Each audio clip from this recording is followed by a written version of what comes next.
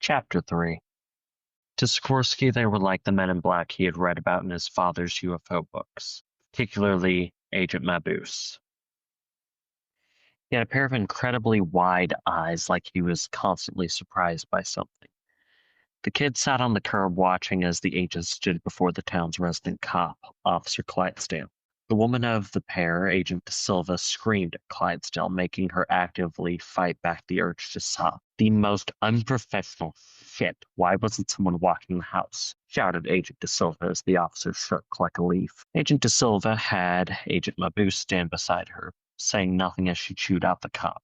Mabuse struck the kids as gawky. Overall, he kept glancing at the group of blood-covered teenagers as though he was astonished by the fact that they were real. Charles Foster Kane adjusted his suit, not accustomed to the horrid copper smell or how the wet fabric clung to his body. Occasionally, he rubbed his swollen purple eye before looking off into the middle distance. Sikorsky was unbothered by any of this. In many ways, he was like Harris's brick, a cold customer, stone-like, firm, akin to Christ after a fashion. "We are so fucking dead," muttered Wise Peter.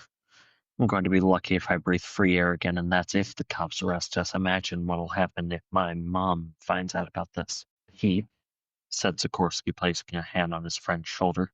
"You're being a bit of a bitch right now." If Wise Peter wasn't so exhausted from the blood-drenched melee, he might have swung on Sikorsky for that. De Silva, gesturing at the house, was still furious. She looked relatively normal as any of them suppose an FBI agent might look. "I understand that you're barely a cop, but would it fucking kill you to erect a barrier or have someone monitoring the site?" Harris overheard that and asked Brick, "What's that supposed to mean?" Brick was, as always, silent. This saw account of being a brick. Harris, though, nodded as if the inanimate object was imparting some kind of great wisdom. "Brick says they're government agents right above Clydesdale, the men in black," Harris said to the boys. "Harris, they have FBI written on their jackets," said Wise Peter, sounding winded. "I don't think they're the men in black. What about this screams UFOs to you?" The boy was gripped with horror, and his gaze cut from the middle distance to his feet. FBI agents watched him get his ass kicked by his friends. De Silva gestured at the kids, and then to their bizarre brown car, then to Clydesdale's police cruiser. It didn't take a child genius like Wise Peter to work out what they wanted. They were going to be split up between the cars. Sikorsky and Harris were in the agent's car. It was unlike anything either of them had ever seen. Even though they were in it for a few minutes as they drove to the police station, they were struck by how the car had all smooth edges. Smooth edges and something weird going on with the gauges, and buttons of some variety on the steering wheel. Sikorsky was taken into the room of the police station by the feds.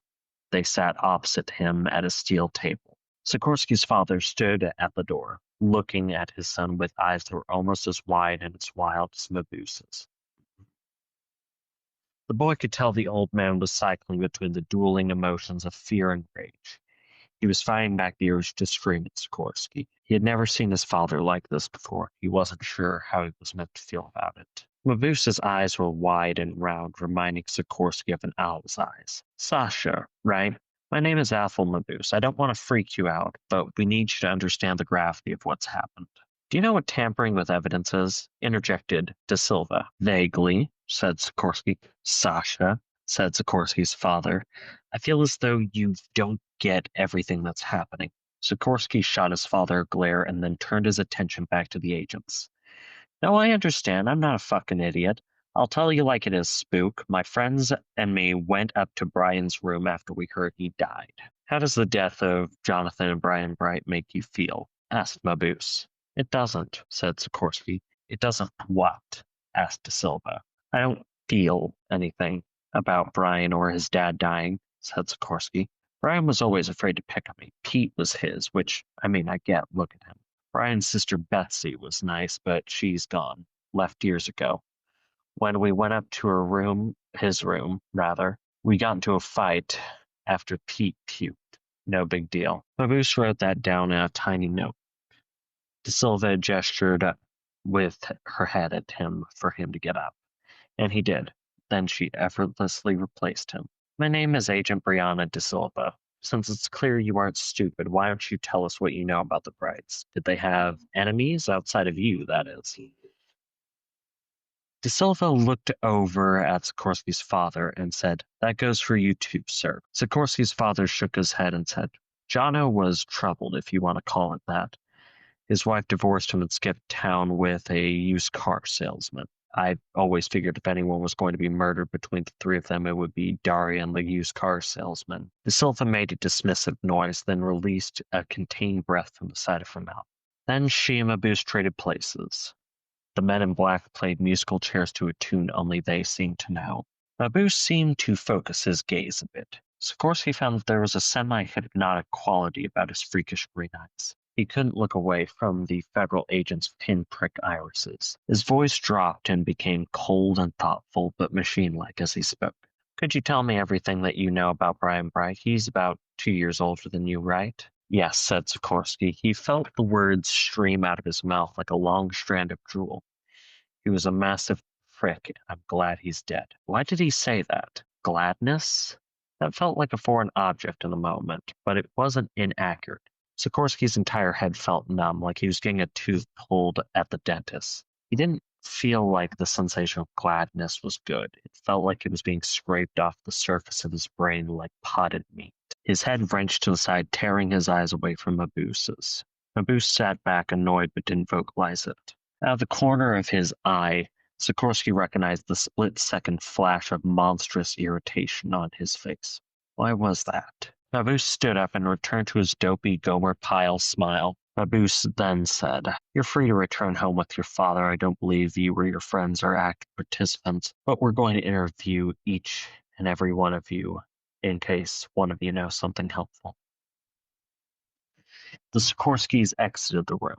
Just beyond it, they saw other parents. Donna Harris was seated in a stiff chair in the lobby, looking like a mad-eyed hare dressed in a peanut blouse and jeans. William Randolph Kane stared daggers at Andy West, who rested in his cell across from his son. The kids watched as the older boy made animal noises at Charles Foster Kane and his friends. Sikorsky never liked Charles Foster Kane's father. He was stuck up and had a push-broom mustache that made him look like an undergroomed Stalin.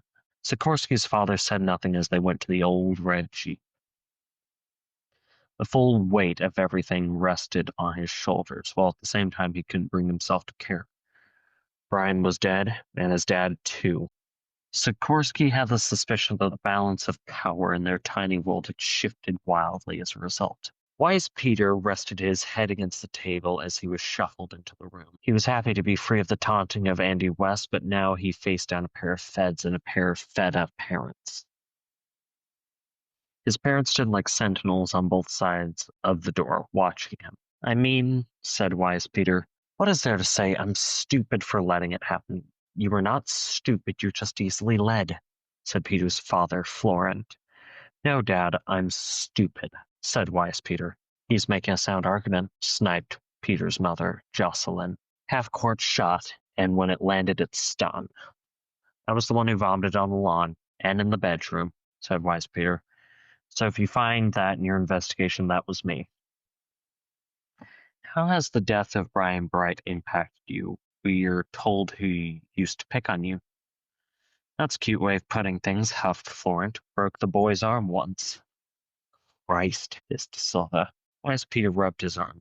"Still, I don't think he deserves to be dead or anything. He was just the local asshole, one of a dozen." "Language," chided Jocelyn. "Sorry," said Wise Peter, "but it's true. Well, I say he didn't deserve to die. His dad neither. But I didn't really know his dad. I saw him at school functions and stuff. His sister was nice." "Cut him loose," said De Silva. "Do you believe in God, Agent Mabuse?" was Harris's opening question right after the Fed introduced himself to her. Donna Harris interjected, "Jean, please. Now is not the time for this." "No, no," said Mabuse. "It's fine. I'm curious." "I guess if I had to describe myself, I'd describe myself as spiritual but not religious. I don't believe that there is a God. I believe that there are facts that exist outside of our world, though. Things like science and emotional facts. So tell me, What do you know about Brian and Jonathan Bright? Harris stared into Maboos's saucer eyes and he blinked. Harris then loudly declared, I manufacture my own god, Agent Maboos, from the construction site. Brick, who came down from the wall, falling without shattering, a god who ascended from the heights of heaven to dwell as mortals do. Jean Elaine Harris, hissed Donna Harris through teeth that were so tightly clenched that they threatened to shatter. Abu stood and swapped places with De Silva. She rested her hands on the table and didn't stare down the child with her mad gospel. She spoke calmly and coolly, choosing to take an almost maternal tone. Jean, I spoke with your friend before. Our goal here is to make sure you and your friends are aware of what you did in the house. We are trying to find a murderer, and you and your friends got your little mitts everywhere in the epicenter of our evidence. Dead silence passed through the interrogation room as the adult woman entered a weird Cold War of sorts with the young girl. Each was considering the other as they tried to conjure up what the correct thing to say was. Harris opened and closed her mouth repeatedly like a muppet as she tried to find the words for a well-formulated thought. Brick and I didn't want to go into the house, said Harris. I didn't think it was true at first, but Charles Foster Kane lives nearby, and he told us about the cops being there. Harris ran through the facts of the ordeal, everything from Wise Peter vomiting to Sikorsky tackling him. The fight, she likened it to two large birds getting into a violent yet foppish spat in the middle of a gore bog. That's all well and good, said Agent Maboose, interjecting, but we're trying to get an idea about the Brights as well. You weren't fond of him, were you? But you also didn't believe he was dead. I mean, yeah, murder's just not something that happens around here, said Harris. Plus, he was a massive jerk to boot. Gene, said Donna Harris. It's true, Brian, Phil, Andy were the crew that would pick on us. Harris thought. Picked on us, maybe past tense. Basically, Brian would focus on Pete, and Andy and Phil weren't too picky. Donna Harris spoke up again. Andy West is in jail right now. Maybe it was him? A smile briefly flashed across Donna's face, and it was quickly substituted for a look of maternal concern. She combed her hair back with her fingers, putting on a show of worry over the boy who bullies her daughter and her horrible friends. We're not here to speculate, said Agent Maboose, or at least you aren't. This silenced Donna Harris, who looked away from the agent before focusing on her daughter once more. Have you ever seen Andy and Brian fight? Asked Maboose. Sure, said Harris. I don't know about what, but I've seen them go at it like tomcats once or twice. Colorful, commented De Silva. Donna held her tongue. Maboose's earlier comment silenced her from interfering further with the investigation. William Randolph Kane and his son sat in the small room with the agents after the Harrises left. The elder Kane attempted to smooth out his mustache with his thumb and forefinger. Charles Foster Kane sat at the table with a demeanor that was far too comfortable for a child who had a black eye. He sat with his legs crossed and his body supported on an elbow. He had his hand pinched like he was miming holding a cigarette. I saw the police cruisers and an ambulance outside of the Bright House when I was having my morning constitutional, said Charles Foster Kane. I find it's good to take a walk after breakfast, good for digestion. Today's breakfast was eggs, toast, and a bit of butter, and a cup of espresso. Only the relevant facts, said William Randolph Kane. I'm relating the relevant facts, Father, said Charles Foster Kane. Everything is important. Debatable, said Agent Maboose. You saw the police outside of the house, and from that you knew the Brights were deceased. Not at first, said Charles Foster Kane. He did a single hand clap flourish with his formerly pinched hand. I came to find that out later, after they left. The cars and the ambulance cleared out and the house was unguarded. So I snuck in first before I brought the gang over. Even went up to Brian's room. Why on earth did you do that? Because it is now my life's goal to solve it, said Charles Foster Kane. You spoke with Sicko earlier. You know his predilections. His predilections, asked Maboose. The boy's a tiny lunatic, said William Randolph Kane. Last summer we had an issue with stray dogs. Not dangerous or even big dogs, mind you, little feral Pomeranian things and terriers. By the summer's end, we were without strays. 3 months of the Sikorsky boys' reign of canine terror. Charles Foster Kane smiled at the memory and said, he started calling himself an amateur dog catcher. This was after Pete taught him the word amateur, you understand. He did it all with a hammer and a baseball bat he stole from his dad. Jesus fuck, said De Silva. Charles Foster Kane nodded and said, "It was a brutish display of violence unlike anything I had ever seen in my life. It is also what makes Sikorsky my ideal sleuth. Either him or Wise Peter, but Pete's squeamish about blood. You saw the vomit, so you know what I mean." Mabuse breathed out loudly and scowled before saying, "Son, I think there's a bit of a disconnect here. You are not a detective. Your friends are not detectives. I'm sure at some point we'll have to revisit your little friend's bludgeoning of neighborhood dogs. You will stay the hell away from anything related to this. Do you understand?" Charles Foster Kane leaned back in his chair. He imagined himself taking a long drag off a cigarette. "You're crystal clear, Agent Mabuse," said Charles Foster Kane. "The gang and I will stay far away from this scene." "Good," said Agent Mabuse. "You two can go. We've heard enough." End of chapter 3.